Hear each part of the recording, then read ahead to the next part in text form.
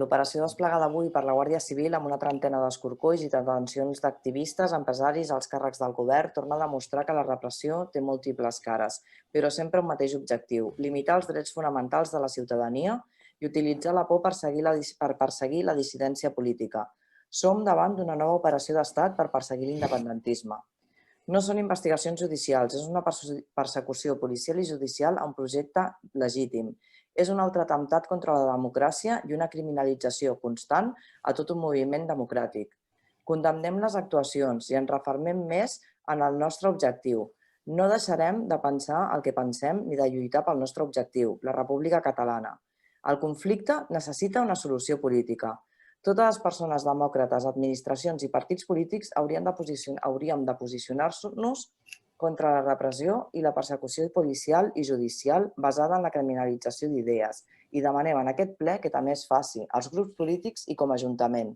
Traslladem també tot el suport a les persones encausades. Prou repressió. Estrella?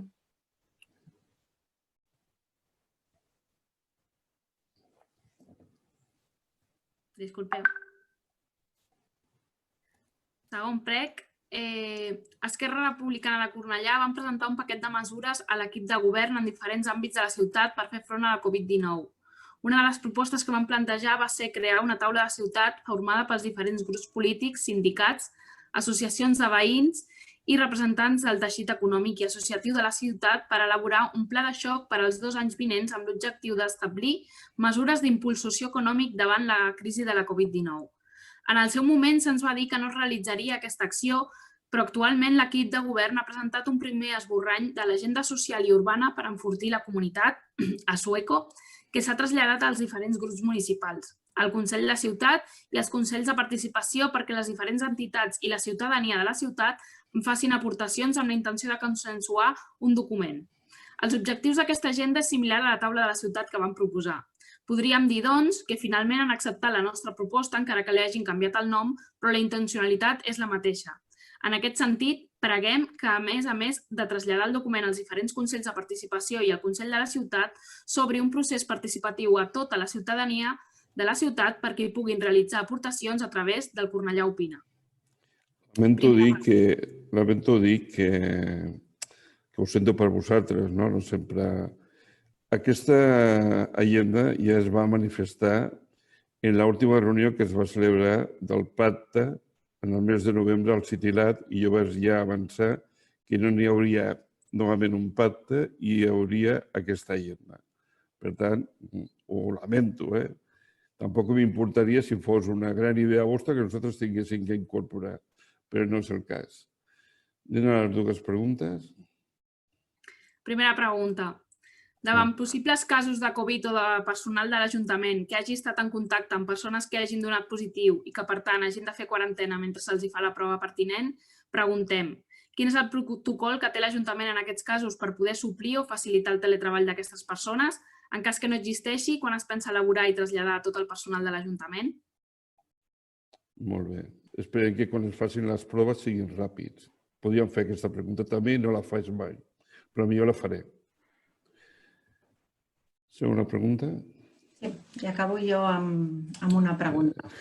L'1 d'octubre de 2020, Xarxa de Cornellà per la República va organitzar una marxa de cotxes pels barris de Cornellà de Llobregat per commemorar el 3è aniversari del referèndum per l'autodeterminació de Catalunya, on es van produir agressions que s'haurien pogut evitar si l'Ajuntament hagués atès la seva petició.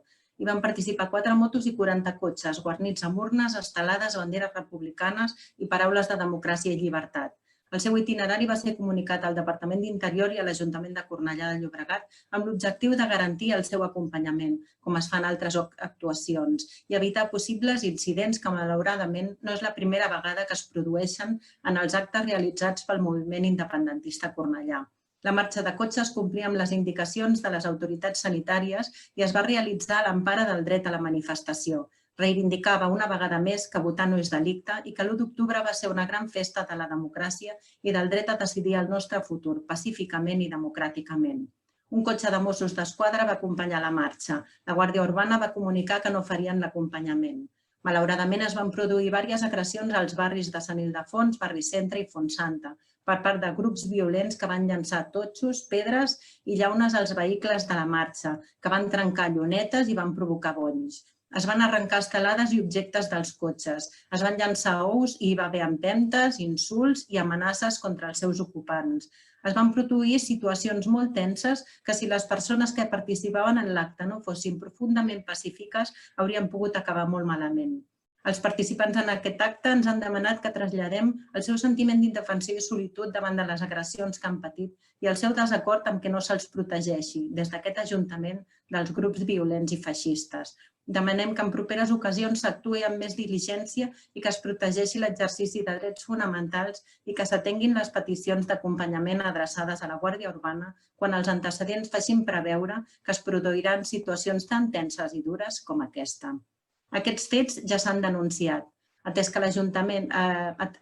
que Cornellà és una ciutat declarada antifeixista, l'Ajuntament de Cornellà condemnarà, farà una denúncia pública i recolzarà a les persones agredides i es personarà com a acusació particular? Moltes gràcies.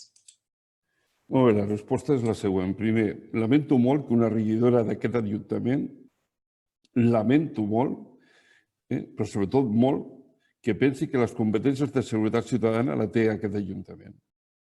Només la té un cos policial, que es diu Mossos d'Esquadra. Només.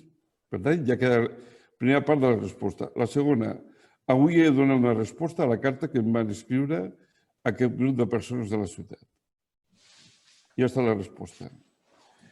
I per últim, en relació al prec de la Raquel, crec que no és una bona notícia. Jo no puc avaluar ni valoraré la decisió judicial que s'ha produït, però és evident que no és una bona notícia. Em preocupa i em pertorba a nivell personal per algunes de les persones que han estat afectades. I crec que això, francament, no ajuda. I desitjo que s'aclareixin ràpidament aquesta situació, perquè ho he dit abans i és el mateix que avui també he escrit a aquest grup de persones. A uns i altres dir-los que la bandera no les protege de razonar. I en altres també pensar que la situació a la nostra ciutat,